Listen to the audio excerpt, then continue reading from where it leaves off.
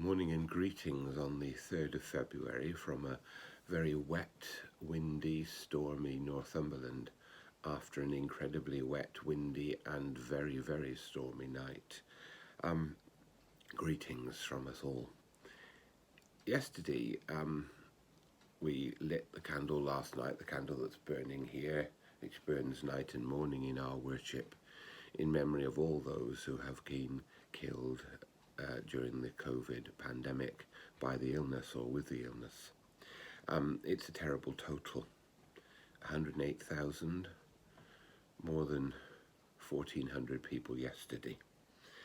And among them was someone who has made the front pages, as far as I can see, of all but one of our newspapers this morning. Captain Tom Moore, or Captain Sir Tom Moore as he is now. He came to fame in the early days of the first lockdown through his fundraising efforts, having set out to raise £1,000 for NHS charities. He ended up raising almost £39 million and became the oldest man ever to have a number one record. It's an amazing story, and of course he was knighted by the Queen during the summer. And because of this, there's been a focus on his life, and that's right. A man who achieved so much from his early days in the time of the Depression in Yorkshire, to school and then joining the army and being part of the army in the Far East, the Forgotten Army in Burma, and then his life afterwards in the military and then in civilian life. A life of great achievements, both as a young man and also as a man of 99 and 100. And it's right that we mark his death because he was, for all of us, almost a year ago, a symbol of something special, of something important, of a way of meeting the challenges of this virus pandemic and of contributing to the life of others. But yesterday he was one of more than 1,400 people who died in this country. And many of them will be old people. The toll of death in this pandemic has been particularly high among the old and the frail. And Tom was old and frail. He needed a walker. He needed the support of his family and of others to live day by day.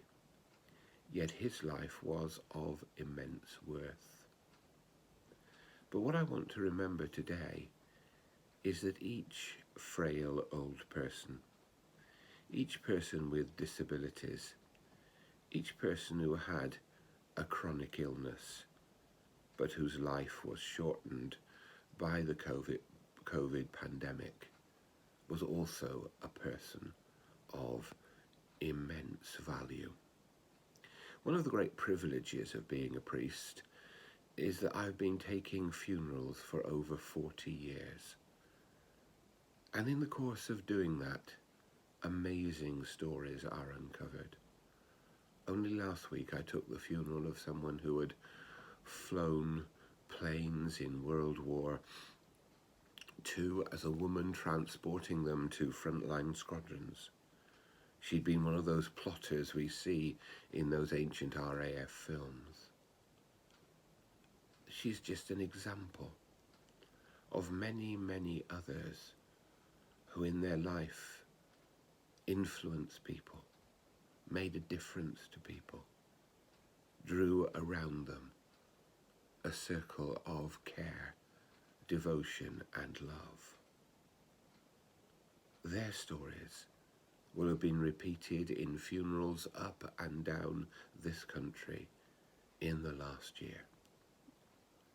Every person who dies, even though they seem to have lost their economic value to the country, is of unique importance to God.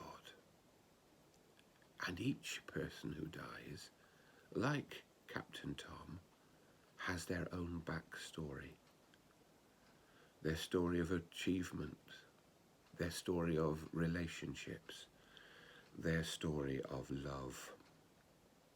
So we remember Captain Tom, as we will do in these coming days in our prayers. But we remember that he is one of so very, very many people of value, people who are important, people who will never make the front page of any newspaper, but are of equal value to God and to their families.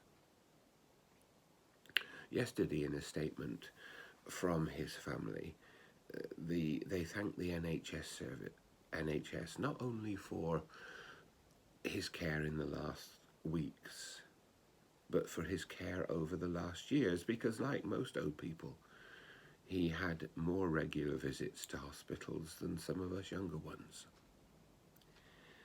And that brings me to my final point. He worked to raise money for the NHS.